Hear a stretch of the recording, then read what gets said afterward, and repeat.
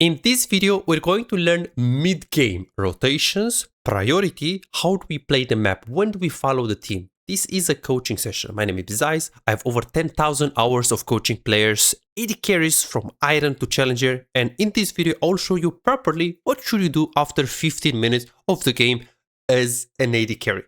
Enjoy. Yeah, so it doesn't look to be, I thought it's mechanic, but it's not really mechanics actually. But the combo is nothing. It's actually just recall timings. How can we really learn this? I guess I'm gonna give you some videos to like study. You will rewatch the session again. It really comes down to trying to apply the concepts and trial and error. Like, you're not gonna be sure about the recall. You will take it and you'll see what happens. That's what you need right now. Because now your vision of how much you will lose is very denatured. It's like exaggerated. Like you think you're gonna lose like a wave and you just lose 2 minions, for example. So you have to try to yeah, do different types of recalls and try to like experiment and like feel the recall based on the concepts that we talked about, based on where is the enemy AD carry, does she have enough push power, where is the enemy wave, is it a cannon wave, stuff like that. And most importantly, do I have a choice? Because sometimes you don't have a choice for the ideal recall. You just have to take the L and recall, which you didn't take a lot this game. And understanding when to take the risk and when to just take the L. We did talk about a lot about the benchmark gold, 250 gold if you want to greed for an item, pickaxe or, you know, static shift, like something that you really care. If it's in your within your benchmark, if it's 400 gold, it's way too much and it's just it just forces you to involve like just too big of a risk. Okay, yeah, okay, I get that. So I'll remember that. Like, I'll remember if to greed, if anything over 250 gold is too much. Okay, so now should we even go into the mid game or things? What do you think? Or should we just focus on the wave management for now? Yeah, well, the thing is like, I feel like at this point in the game, I feel like I'm decently strong, but I don't feel like I do anything in the team fights. Like, I feel like I do so little damage, even though I think I'm got a decent, like I'm not in a bad shape, right? And I just really don't feel like I do enough damage this game. Like, I don't know, I just push mid and try, like I'm trying to play with my team. That's very good. The way you do the rotations and the more you move your camera into this mid game is very, very good. You try to play on the side lane, which is exactly what you have to do on this champ. So the way you roamed on top lane, like when you played on the Drake and you pushed mid and you moved towards top lane, all of this sequence is very good. Very, very good. All of this sequence is really good. This is what you're supposed to do on Kai'Sa. Yeah, I feel like mid game, like I feel like this is okay, but then my damage at the end is so low. Okay, let's see. You got the bot, did a kill.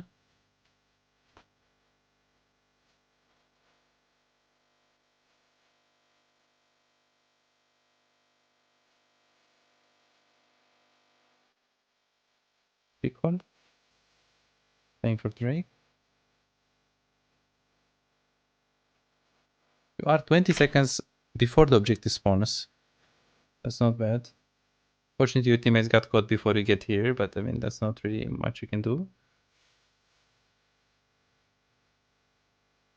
It does feel like we're just playing super aggressive in teamfights. Like, for example, here. You go in, that's fine. You go in. Like here. You try to ulti here? Like, what are you ulting for here? Look at your teammates. I think here I ult because I'm scared that I don't know if I will get cut off by Xerath if I go down. Yeah, but you have flash. You flash her easy, you kill him, and you kill Mel. Instead of just 1v1ing the Kindred when you don't have Tahm Kench, when you don't have Viego, and when Mel is close. What should I have done? Sorry, flash on Xerath. Well, you're right here, so first of all, you can stay behind Tahm Kench, you will tank it, and if Xerath wants to hit the stun, he will just W, RQ, and Xerath is dead. if you're really in a very overextended position there and you flash through the Zerat E towards Zerat, you kill Zerat, you go on Mel, that's a play compared to I'm gonna go here while Kindred is here full HP, maybe has ult. Mel is here, she just instantly moves, and then Mr. Time Kench is low, Mr. Viego is low. Yeah, okay, this ult is actually me just being scared and ult into safety. This is probably one of the top 3 things that is holding you back. You see, so many situations where you feel scared, but there is nothing to be scared for. Okay, I mean, sure, if you walk here and Zerat eats you, you're gonna get chunked. Yeah, but you're not gonna walk into the Zerat, plus you have Tam Kench, and again, the alternative is going in 1v2. That's not really good play. See your damage right here.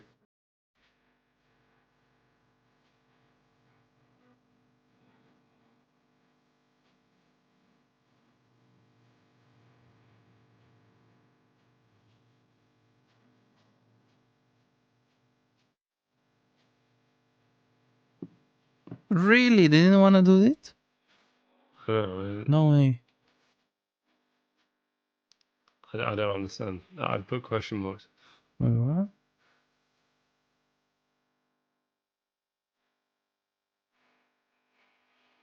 Okay, I like the pings.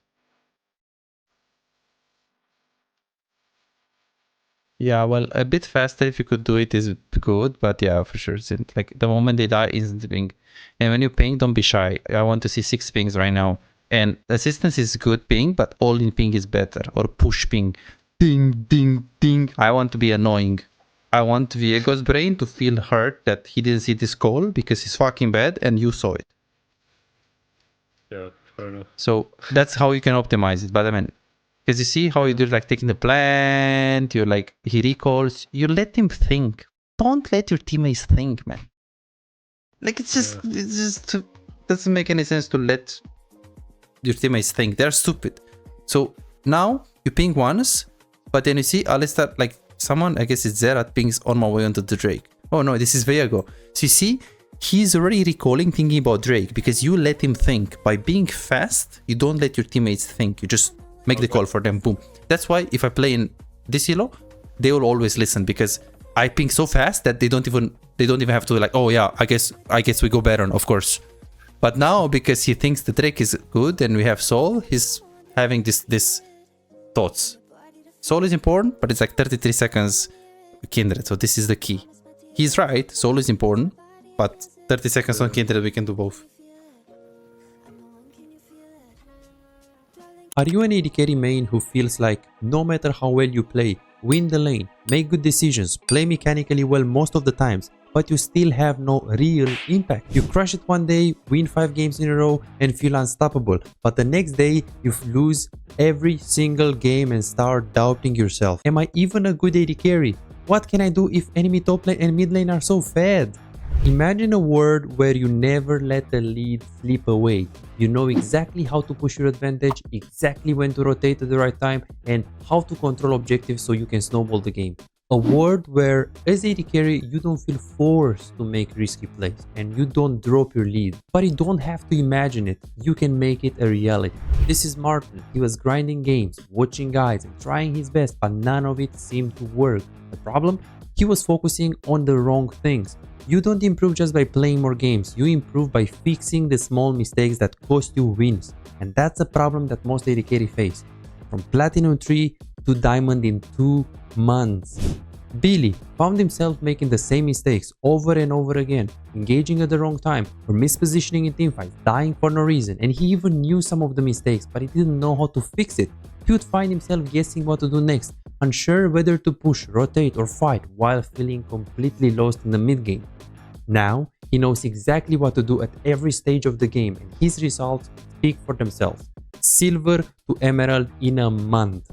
Shaquille went from Diamond 4 to Challenger. Alex went from Gold to Grandmaster, and they are not alone. They are part of a growing community over 3,254 players who have taken coaching and transformed their gameplay. But here is the truth. This was not overnight, and it was not effortless.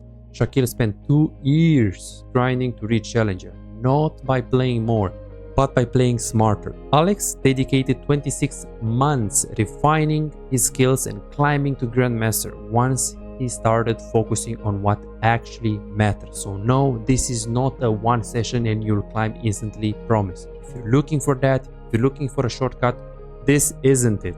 But if you're willing to put in the time, willing to put in the effort, apply the right mindset and focus on the details that actually matter, this is the proof that coaching actually works. You're closer to being a great AD carry than you think. Most players just need to uncover what's actually holding them back. That's it. You could keep grinding, watching random guides and hoping for progress, but how much time will you waste before realizing something is missing? You could finally find the real mistakes that have been keeping you stuck and start making real progress. You have already put in the effort.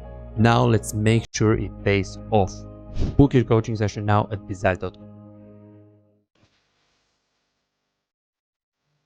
I see. Very bad. I was concerned of this. I can see. Wow, okay, I can see a lot of patterns. I guess, yeah, I can see a lot of patterns. Is it the same stuff? No, not really. Mid-game tempo is better for sure. And like I think all of the aspects you actually improved. For sure you improved the... Yeah, this was much different in lane phase as well. Okay, let's see. The problem is, how much gold do you have? 300 gold. We move to this fight, we recap. You go for this fight. You are pretty low right now. Would I follow Tamkinch when I'm really that low, or would I just recall? I mean, you have 500 gold, you follow. It is a bit far, but it's Alistar, so you follow. Okay, you have 1000 HP. Remember, when you're half HP or lower than half HP as AD carry, it's much different compared to if you're playing Jax and you're 1000 HP. Because AD carries, if they are low, they can't really attack people because you just get popped. Yeah, okay, fair enough. So you gotta be very careful with stuff like this. This I don't mind because they're also low, so it's not just you are low, but also they're low. So I really don't mind this one. This is fine. This is okay. 1000 gold. 1000 gold. The Diego is recalling and... Okay. Recall with him. If he doesn't trust you, just recall with him. Look at your HP. Look at your gold. It's like, okay, I don't care about 1000 gold. Okay, you're saying that you're going to overextend a little bit. I mean, you have a lot of dead timers to play around. So if you're going to overextend a little bit, I mean, it's fine. We accept. It's okay. You're doing Drake. You want to be fast. I understand. You want to abuse the dead timers. So we're doing this. Then we're taking the Drake, and then instantly after we do this small overextension, we're taking Drake, and then we need to recall, base. This right here is silver. Why? Imagine you did all the way to bot lane, Bard roaming here. Yeah, fair. Yeah, fair enough. Yeah. Really important. Yeah. Really important. Like, I understand the first overextend. I can see a master player doing it. Like going mid, the timers, blah blah blah. Yeah, but the second overextend, only an Emerald player would do this, would think that this is good. First of all, it's a Sion. There is no reason to kill Sion. Second of all, you don't want to spend time and avoid side laning when Baron is up. They have Kindred, which, yeah, it's a champion that can do Baron fast. It's a lot of reasons why you shouldn't make this play, but even if it was a high value target like a Fiora, Irelia, Jax, it's still a bad play because you did overextend. Plus, it's unreliable because Malzahar is going to ult a Sion. So what? The guy's going to press R. Yeah. Okay, fair enough. Do you know what? I think this is just a stupid play, but I think you're right. I think let's just stick with the laning fundamentals because I think let's keep it a little bit basic because I've obviously got a lot to do. Okay. But let me try to see a bit of team fights because you're saying that the damage problem. But again, the damage problem is also this recalls because if you're not recalling and buying your items and being at the right place at the right time, you're not going to be in team fights. If you're not going to be in team fights, you're not going to do damage. Yeah. Yeah, this ult, let's see. Oh yeah, that's Brad. Like when you wanna ult, you wanna see stuff, right? Yeah. Okay, let's see. Who's your favorite player? AD carry. Do you have any? I mean, I like Kalist. Kalist. Okay. Kalist, stream, Kaisa. Okay. It's giving us... Okay. I hope it's not 10 minutes game. 12. Kalist.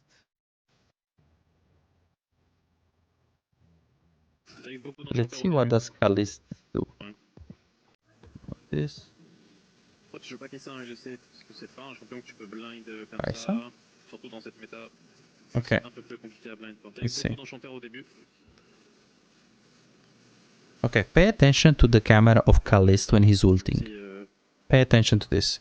Right before he's ulting, he sees 1, 2, 3, 4. Well, the guy is in Fog of War.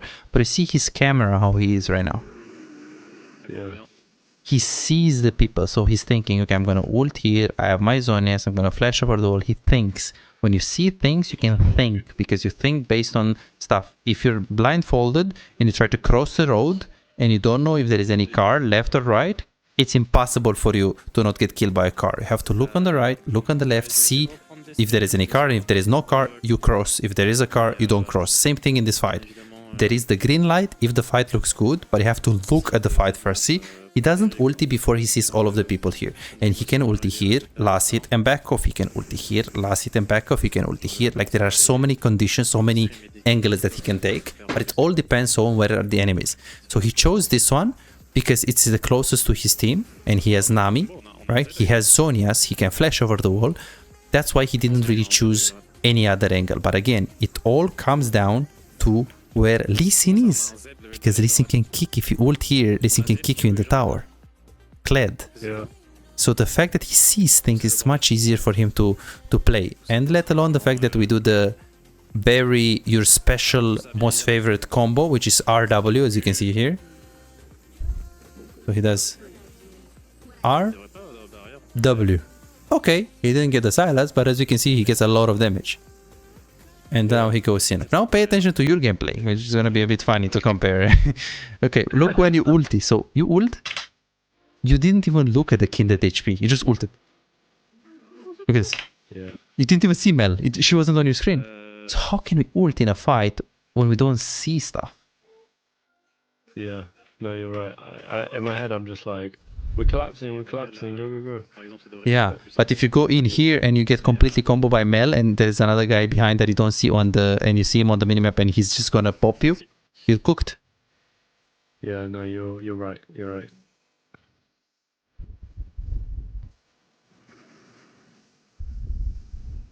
Because where is Zerat, for example? Zerat could have been like here, just Eing you, or here Eing you when you did ulti here. Oui, il est bizarre. Because you see, Mel is actually on your screen. If you move... Oh, actually, yeah, look. You see her, but you didn't actually know she's there because she's not on your screen, but she was on the minimap. So if you move your camera, you will see her. Yeah, but it could be Zerat here too. What you gonna do? Just walk into the CC? Yeah. Yeah. Okay. I get that. Okay, let's improve the recall timings first. Okay. And then we go from there. So let me think for a second. What didn't you get here? Yeah. Okay. So when was the first bad recall? Let's see.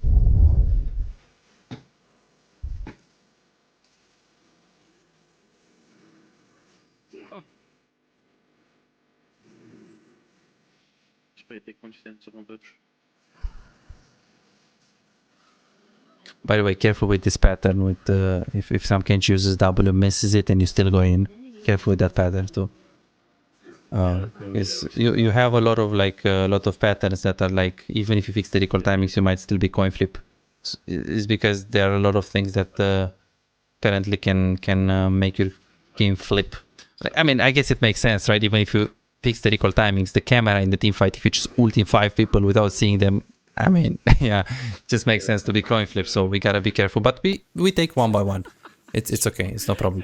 Okay, here, first of all, when we recall, we have to think if the wave is in the right spot. We have to pay attention to the most, like one of the most important things, where is the next wave? And ask the question, is this gonna crush? In this case, it's not gonna crush. And if there is gonna be only if there is gonna be 4 minions, this is a freeze. So we look at the next wave, we see that it's not gonna crush, and we think, do I really have to crush it? Because if it's a freeze, you have to crush. Yeah. So judging that this wave is 4 minions, you have to crush, yes, but you got very lucky and the minion just died right now. So if it doesn't die, then you can consider staying. Sometimes if the risk is too high, even recalling on a freeze, giving them a free freeze is needed, unfortunately. But in this case, even if this is not a freeze and you should recall, but let's say it's a freeze, you should still push. Ping Tam Kenj and push. Why? If we talked about that, 1, we have to look at the next wave and think if it's gonna crush. 2, we have to look at how many minions we have. 3, we have to look at the death timers and know where the enemies are. Position. Where are they? Is Mel here, here, here? But now it doesn't even matter where Mel is because Jinx is in the cemetery. She's just dead. So she can't be here, which means if you take the risk to push this, no one can kill you. You can argue like the jungle, but you have vision right there. So you see, this is what you have to think about. You have to think about where is the next wave? Do I need to take the risk to crush? Do I need to crush to begin with? And all of the thing is assess the risk. Assess the risk based on where is the enemy AD carry and where is the enemy support and how likely it is for you to die there by staying and crushing. Okay, got it. This was the first recall. Voilà, Zelensky, je suis choqué ça. Honnêtement, hein. C'est grave. And yeah, here it was just same thing. Think if it's gonna crash, think if you need to stay. Now, the next wave, where is it? Well, same system. Where is the next wave? Well, next wave is, my next wave is almost the tower. Okay, well, that means I'm not gonna crash. Well, do I have to crash? Do I care? Do I give a shit? 1, 2, 3, 4, 5. 5 minions. Shit, that is a freeze. I do give a shit. Okay, if you do give a shit, then you have to stay. But staying here and crashing the wave by yourself, it's pure suicidal mission. So in this case, you have to ping the Viego. You see, it's assessing the wave state by looking at the next wave and thinking whether you have to stay or not based on how many minions you have. And then it's understanding the risk, assessing the risk track. And then in this case, to completely lower the risk, you just ping Viego. If Viego is not here and you have to give them a freeze, you have to recall. If Viego is not here on the map and I have this HP, staying will mean I suicide. I commit suicide. I don't like to commit suicide. It's not fun. AD carry don't like to die. Okay, cool. I get this. This is what you have to work on. Okay, I will put it an S+ tier. So understanding when we have to crush before recalling and when we must lose the L and recall while giving them a freeze. So S+. We also have a tendency to overextend for a good component, that's fine, but it's for 300, 400 gold, which is too much while risking the whole lane for it. Yeah. So let's improve this one. Yeah, tracking the enemy's abilities, I would say that we have to, yeah, it's probably something like that, I think.